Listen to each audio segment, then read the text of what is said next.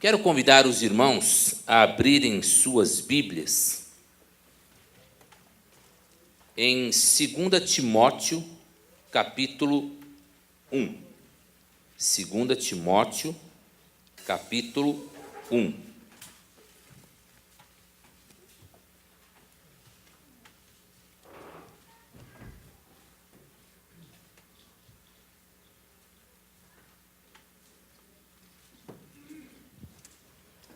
Quando nós estudamos sobre a vida de Timóteo, a gente percebe algumas lições bem importantes no seu conteúdo.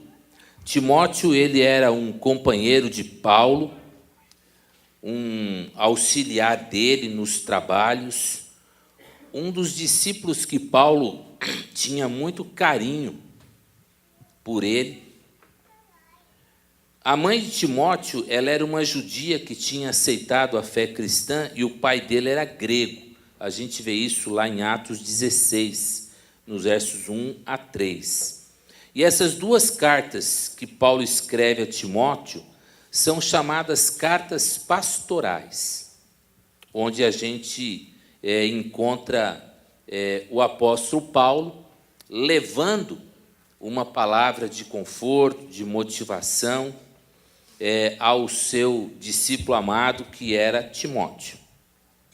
Tanto que Paulo começa o capítulo dizendo: eu, Paulo, apóstolo de Jesus Cristo, por ordem de Deus, o nosso Salvador, e de Cristo Jesus, a nossa esperança, escrevo a você, Timóteo, meu verdadeiro filho na fé, que a graça e a misericórdia e a paz de Deus, o Pai, e de Cristo Jesus, o nosso Senhor, estejam com você.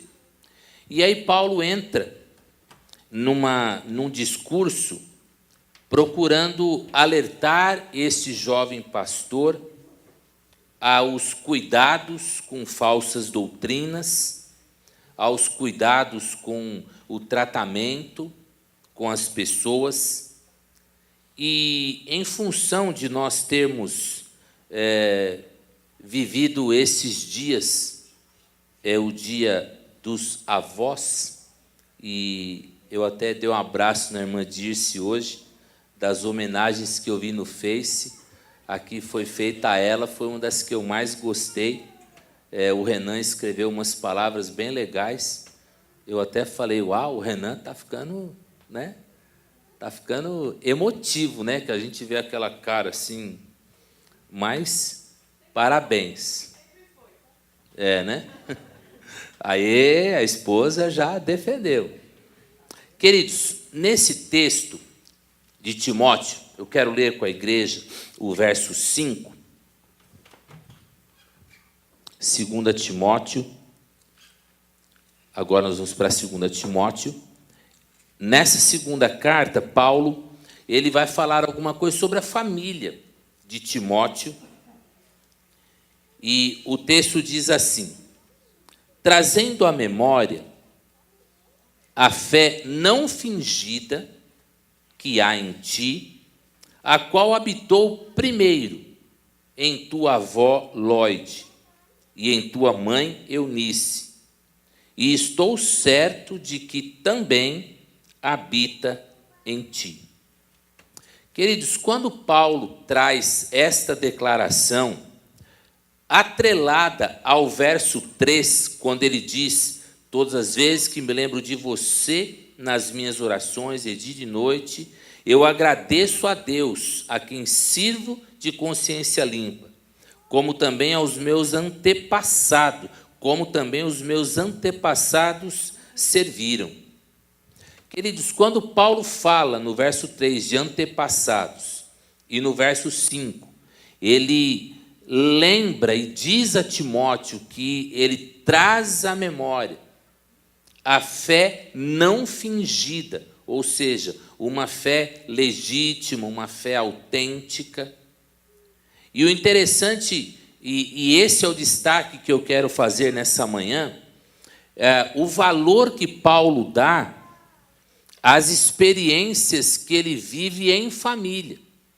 Porque quando Paulo, no verso 3, fala dos antepassados, Paulo deixa claro que aquilo que ele vivencia hoje tem um histórico de ensino, de orientação, que vem de geração em geração sendo transmitida.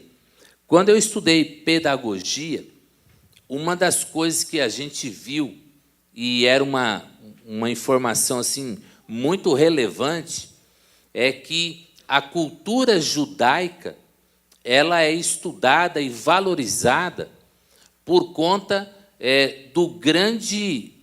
da grande força que tinha o ensino oral, a transmissão oral dos ensinamentos.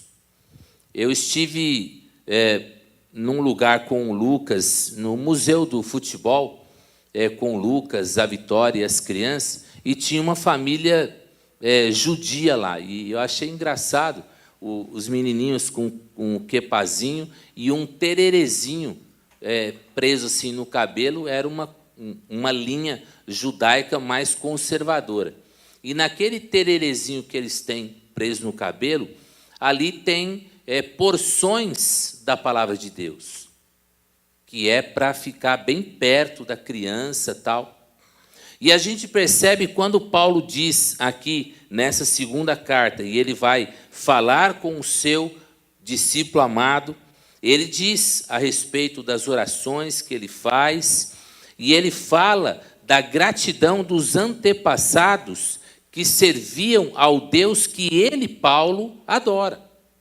Se a gente prestar atenção, Paulo não foi inimigo do Evangelho por ser contra as coisas de Deus. Paulo se levantou contra o Evangelho porque ele não havia entendido claramente que o Deus verdadeiro que ele servia estava numa relação diferente com o ser humano a partir da vinda de Jesus Cristo. Mas no momento em que Paulo se depara e conhece a Jesus, ele se torna um grande defensor da fé e um homem que tem todo o impacto que teve na própria construção da nossa Bíblia, sendo o autor de uma grande quantidade de livros e de ensinamentos.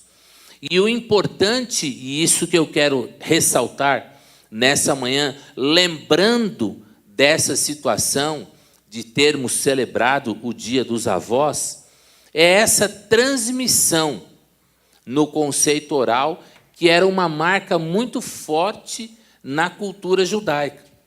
Porque no tempo todo em que eles viveram no exílio, lá no Egito, o tempo todo em que eles estiveram fora do seu ambiente de vida e escravizados e sendo tratados como escravos mesmo lá no Egito, em nenhum momento o peso do ensino se perdeu. E não se perdeu por quê? Porque os pais transmitiam aos filhos, e os seus filhos transmitiam aos seus outros filhos. E assim, esse processo ia de geração em geração, 400 anos no Egito, quantas gerações não se passaram e o ensino não se perdeu. Por quê? Levava-se a sério aquela transmissão dos ensinos. Por isso, tantos detalhes no passado das questões de adoração. Por isso que havia tantas regrinhas no passado para questões de culto, de cerimonial. Era uma forma de ir cristalizando e fortalecendo no coração daquelas pessoas que vinham de geração a geração os conceitos de fé. Queridos, isso precisa ficar bem claro no nosso coração, porque quando Paulo fala a respeito da fé hoje do jovem Timóteo, ele atrela essa fé a uma transmissão que primeiro aconteceu na vida da avó, depois acontece na vida da mãe e agora acontece na vida do filho. Esse caminho, ele é extremamente importante e coloca cada um de nós hoje neste processo. Porque todos nós, aqui presentes, nós temos a experiência dessa tríade: a avó, a mãe e o filho. Ou seja, a primeira geração, a segunda e a terceira. E uma coisa que é importantíssimo a gente prestar atenção é que quando Paulo fala dessa transmissão, quando Paulo fala dessa conceituação que vai descendo do coração da avó e chega no coração da filha, a gente percebe que se esse processo tivesse sido mal elaborado, ou se esse processo não tivesse chegado com verdade e de uma forma verdadeira, Paulo fala de fé não fingida. O que é uma fé não fingida? O que você acha que Paulo poderia estar falando de fé não fingida? Será que hoje em dia a gente teria condições de perceber alguma manifestação de fé fingida? Porque Paulo fala que ele tem a memória, a fé não fingida.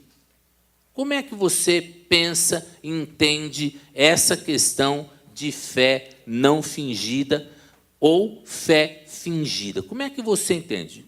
Uma ou duas pessoas podem falar agora. Eu quero ouvir você. Pode falar. Senão eu aponto. O que é uma fé não fingida?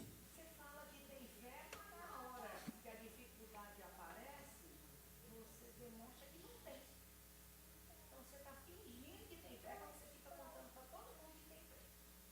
Na hora que a barriga dói, que aperta a coisa. Quem mais? Silvana.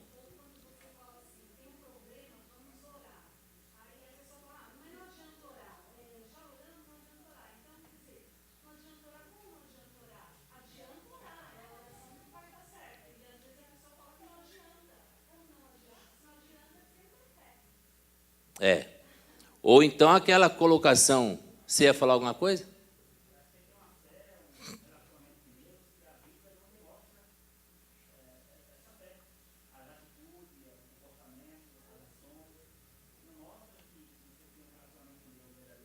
Exatamente, porque quem finge, não finge o tempo todo.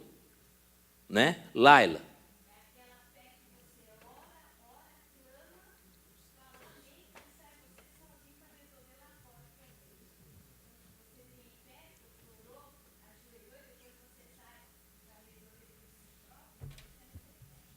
Neutralizou o que falou. É a história do menininho que morava no campo e, por morar no campo, dependiam da natureza para sua sobrevivência, e houve um grande período de estiagem, parecido com São Paulo, né?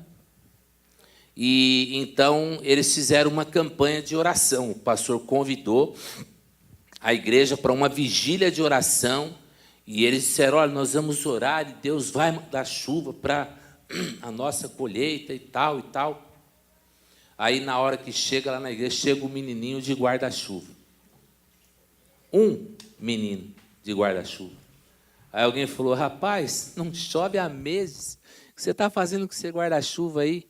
A gente não veio orar para Deus mandar chuva? Eu não quero me molhar para voltar para casa. Será que isso é fé não fingida? Sim. É uma fé que operacionaliza aquilo que você está pretendendo diante de Deus e você confia que aquilo vai acontecer.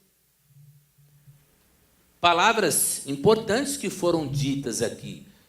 Às vezes a pessoa fala de orar, mas eu sabia que não ia adiantar. Então, por que orou? Perdeu tempo. Diz, eu tenho, eu creio, tal, na hora que a água bate, na hora que a tempestade vem, na hora que o barco chacoalha, aí grita-se, esperneia-se. E aí tem aquela coisinha assim que a gente ouve com frequência. Agora que eu já tentei tudo, agora só falta Deus, né? Agora eu vou procurar Deus, que devia ser o inverso, né? Na hora que a gente começa a vivenciar as dificuldades, precisamos primeiro colocar diante de Deus, para que Ele dê a direção e Ele diga por onde nós devemos caminhar. E isso tudo que os irmãos falaram é verdade. Às vezes, as pessoas se põem em oração por uma coisa, dizem amém, arregaçam a manga e saem fazendo algo que é contrário à orientação que Deus daria. E por que acontece? Porque não espera a orientação. E, amados, nós temos que ser sensíveis a isso. O apóstolo Paulo, na sua sabedoria, na sua intimidade com Deus, o apóstolo Paulo viveu situações inusitadas. O apóstolo Paulo, junto com a sua equipe, eles elaboraram um projeto para uma viagem missionária. Alguém disse não. Quem foi? O Espírito Santo. Não. Voltaram para a mesa de projetos, rasga tudo aquilo, joga tudo aquilo. Semana passada, eu estive num treinamento de gestão de projetos ligados à gestão de ministérios. E olha, nós ficamos 4 dias em cima de alguns modelos de projeto, discutindo, treinando, aprendendo a elaborar. E eu fico imaginando Paulo, que não era diferente. E aí Paulo volta para a mesa, elabora um outro projeto, e aí na hora que estão lá finalizando, alguém disse de novo não. Quem disse? O Espírito.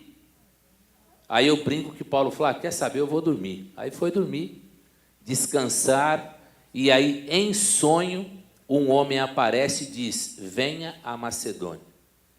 Paulo acorda no outro dia, senta na mesa, planeja a sua viagem para a Macedônia e segue o seu caminho. Nós precisamos ter essa sensibilidade. E isso vem de intimidade com Deus. Isso vem de um relacionamento também não fingido. Porque quem finge não tem verdadeiramente a relação que deveria ter. Quando Paulo diz que ele tem na memória, Paulo está dando testemunho do que ele viu, porque ele tem na memória. Então, Paulo viu na avó uma fé legítima, Paulo viu esta fé sendo ensinada de uma forma legítima à filha Eunice, e Paulo declara que viu também esta fé legítima, que veio da avó, passou pela mãe, chegar a Timóteo.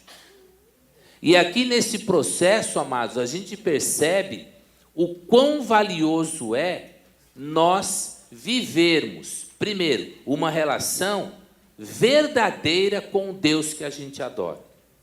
Se a avó Lloyd não tivesse uma relação séria com Deus, a sua filha não perceberia na vida da avó esse testemunho.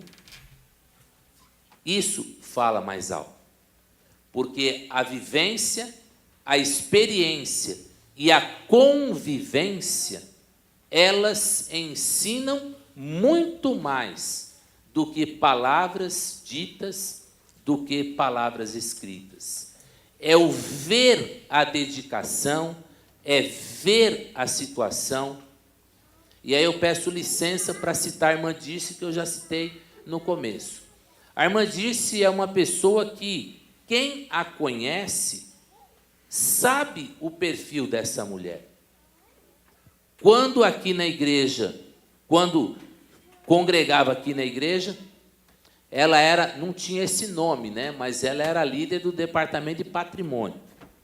Hoje em dia, o Gustavo sabe disso, porque estuda arquitetura e sabe, às vezes, o trabalho que dá comprar 3, 4 casinhas e juntar isso tudo num processo tal. A irmã Dirce e o irmão Garcia, eles cuidavam disso com tanto zelo. E hoje em dia, a nossa documentação, ela é toda redondinha por causa deles. Então aí a gente vai vendo, e isso era natural, ninguém ficava pegando no pé. Ninguém ficava, sabe, no pé. Tá certo que eu era pequeno, eu não lembro se ficava no pé, mas até onde eu sei não ficava, né? Mas aí depois a coisa vai, aí eu já crescidinho, comecei a ver algumas coisas. A irmã disse, à frente da MCA, a MCA compra um carro. A igreja não tinha carro, né, irmã Dirce? A igreja não tinha carro para o pastor, porque o pastor Mil, na época, tinha carro. Aí a irmã Dirce junta a mulherada lá e compraram um carro. Era uma Brasília marrom. E para que essa Brasília era usada? Para visitar as senhoras, para ações sociais que eram feitas. Então, queridos, eu estou citando a irmã Dirce porque é uma bisa presente.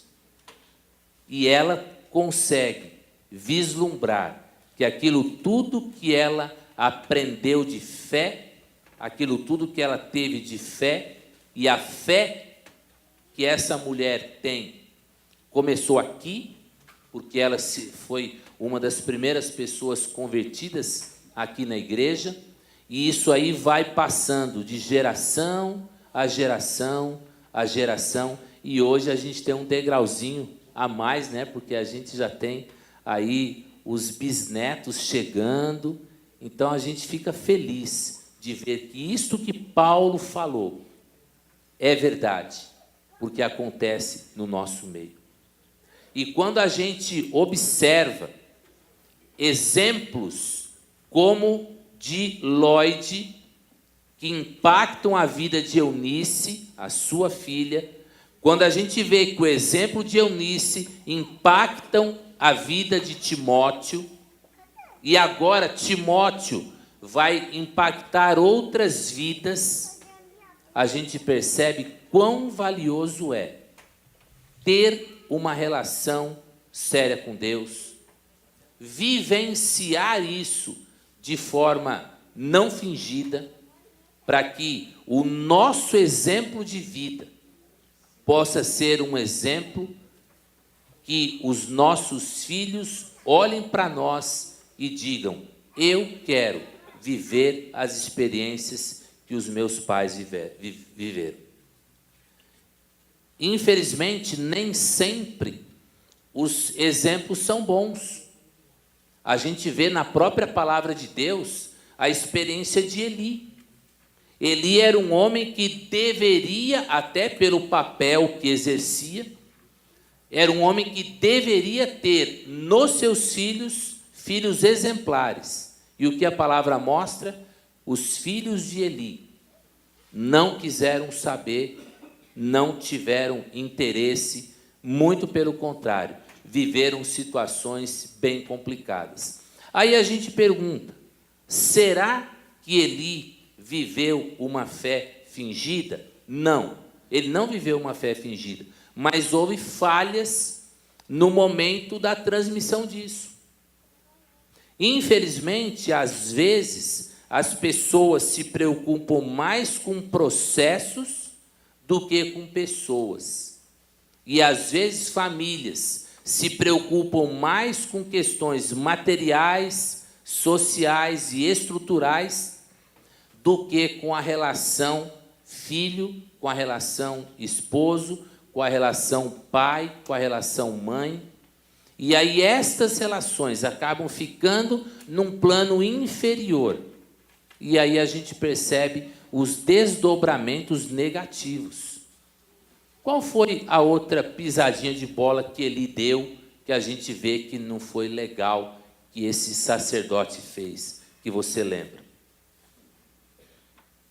Qual foi a experiência que Eli falou alguma coisa que não tinha nada a ver? Você lembra dessa história?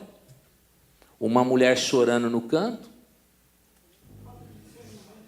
né? A mulher chorando ali no canto, tão agoniada que ela só ficava balbuciando palavras. E ele fala: ei, mulher, aqui não é lugar de chegar bêbada, não.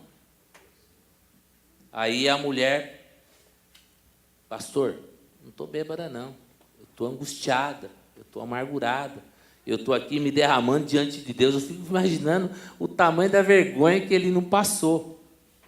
Mas observem que são atos falhos que mostram uma preocupação mais estrutural do que pessoal. E isso seguramente refletiu na família dele.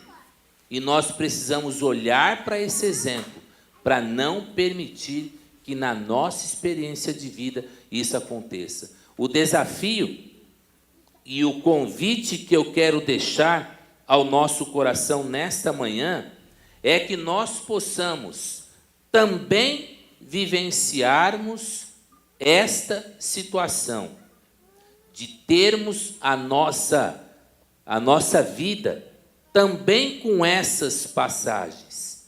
A fé que você recebeu, você processe, você vivencie, você experimente e você ensine isso. 2 Timóteo capítulo 3, vamos lá no capítulo 3. Paulo volta a falar sobre aquilo que Timóteo recebeu da sua família. 2 Timóteo 3, os versos 14 até o 17. Paulo diz assim, e aqui é uma etapa que Paulo vai dando alguns conselhos, finalizando a carta para o seu querido Timóteo. Quanto a você, leia a partir do verso 14. Quanto a você, continue firme nas verdades que aprendeu e em que creu de todo o coração. Você sabe quem foram os seus mestres na fé cristã.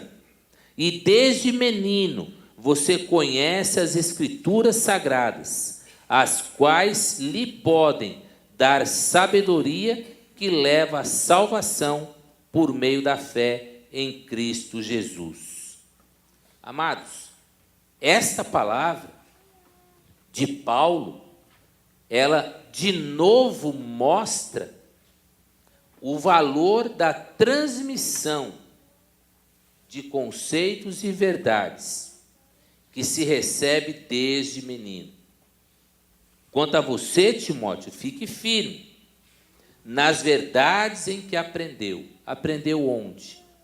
Aprendeu no seu lar. Com quem? Com sua mãe, que aprendeu com a avó, e assim a coisa foi seguindo. Verso 15. E desde menino você conhece as Escrituras Sagradas. E aí Paulo valoriza a Escritura, mostrando que é por ela que teremos sabedoria que nos levará à salvação pela fé em Cristo Jesus. Assim, queridos, a gente percebe que existe um canal de bênção. O que a avó entendeu e recebeu de orientação, ela passa. E o que ela passou?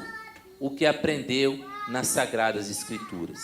Eunice aprende e ensina o quê? As Sagradas Escrituras. Timóteo aprende e vai ensinar o quê? As Sagradas Escrituras. E aí a gente percebe quão valioso é esse instrumento de bênção que você tem na sua mão.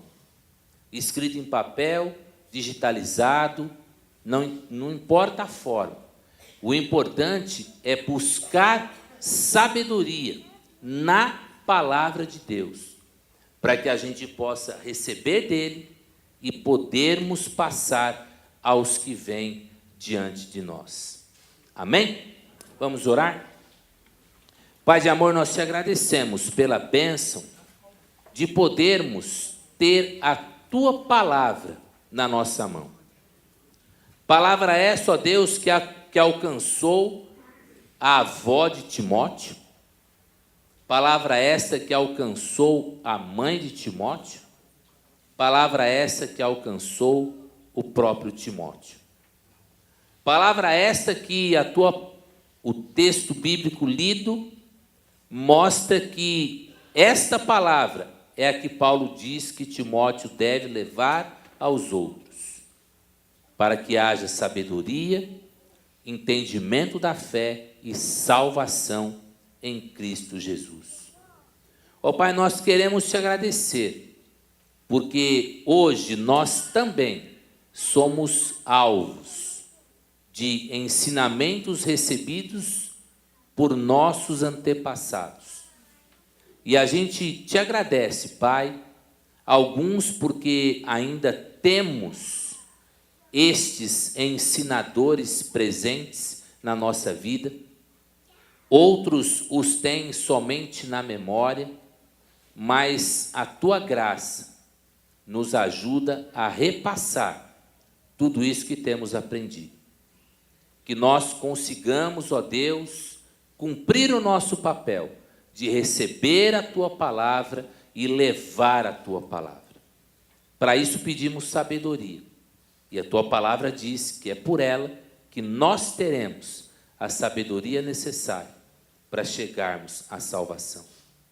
Obrigado, Pai, porque aqui na tua igreja nós temos nos dedicado ao estudo da tua palavra. Obrigado, Pai, porque teremos agora um tempo na escola bíblica, um tempo para estudar a Bíblia, para discutir os conceitos, as ideias, e assim, ó Deus, compreender as verdades que ali estão, para que sejam bênção na nossa vida e que possam ser bênção na vida daqueles para os quais nós levaremos essa mensagem. Muito obrigado, Pai, pela experiência de Timóteo, que teve uma mãe que lhe ensinou, que teve uma avó que lhe ensinou. E isso mostra o grande valor que o Senhor dá para a família. Oramos assim no nome santo de Jesus, hoje e sempre. Amém. Queridos, um detalhe que é interessante a gente observar é que nessa transmissão toda, a gente percebe que Paulo, ele quebra um paradigma que é a não citação dos homens. Porque numa cultura machista como era a cultura judaica, os exemplos que Paulo pega é o exemplo da avó, da mãe. Se bem que em Atos já mostra que o pai era grego, então ele não tinha a fé, talvez, que a mãe tivesse. Mas aí a gente tem uma liçãozinha acessória, que é o seguinte: fé é particular. Você retém, você desenvolve, e aí você transmite a quem precisa. Amém? Que nós possamos aproveitar bem o nosso tempo da escola bíblica dominical, para que nós possamos caminhar na direção de termos esses ensinamentos sobre as nossas vidas. Amém? Deus abençoe. Nós temos na cantina alguns bolos doces que nós comemos um pouco ontem na festa do milho. Agora eu posso falar da festa, né, Leila? E quero também convidar aqui à frente a Cristiane Macedo. Cadê a Cris? Ali. O Juju tá aí? Não, né? Não. São irmãos que celebram mais um ano de vida, dia 1º, vem cá, vamos orar. E eu queria também convidar aqui à frente a irmã Dirce. Irmã Dirce. Tá vendo? querendo estudar, está conversando. Quero convidar a Mara. Cadê a Mara? Vem cá, a Mara. E o Gustavo.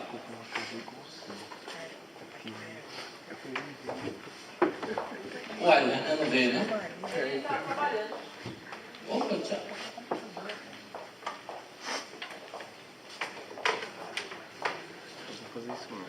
Uai, então vem cá você também.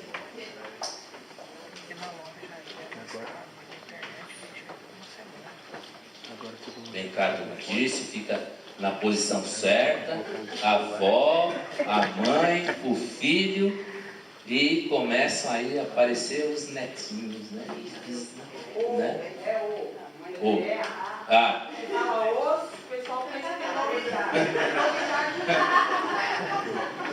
Queridos, o que nós estudamos hoje é isso aqui, ó. É fé que vai passando. É fé que vai alcançando. É fé que vai alcançando gerações e gerações. E a gente agradece a Deus, porque hoje a gente ainda pode abraçar famílias que vêm de geração a geração, mostrando a verdade. Temos aqui outras experiências. A irmã Zilda, com as Menegates aí, enfim. Mas essa família está conosco há muito tempo. E são para nós, saibam isso, um grande exemplo. Amém? Irmã disse, pode falar, depois eu vou orar. Uma coisinha sobre a sua pregação. Quero dizer que eu estou lendo o livro do pastor Febre sobre desperdício. Então, tudo que se foi falado aqui, se não for realmente praticado, vivido, se torna desperdício. Amém. Mais uma liçãozinha para guardar. Vamos orar? Convida a igreja a ficar de pé. Convida a igreja a se juntar ao centro.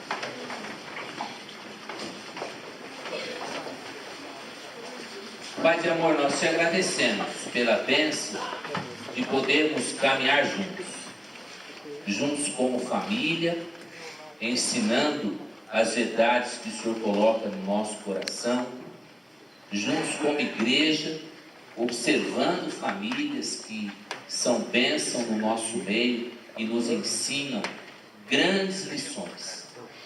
E às vezes até mesmo sem palavras. Te agradecemos pela vida dos irmãos que comemoram nessa semana mais um ano de vida. Pedimos que o Senhor fortaleça seus corações, que o Senhor continue direcionando os seus ministérios, seus projetos de vida, e que tudo, ó Deus, que esses amados sonharem, possa ser colocado no teu altar, para que no tempo oportuno o Senhor dê a provisão. Abençoa a tua igreja, que vai entrar agora em mais um momento de estudo da tua palavra. Que esse tempo em sala de aula possa ser um tempo de transformação na nossa vida. Oramos assim por Jesus, alegres, hoje e sempre. Amém. Dê um abraço aí no seu irmão e vamos para o café e ao toque do sinal para a sala de aula. Vamos lá na sala do Fernando.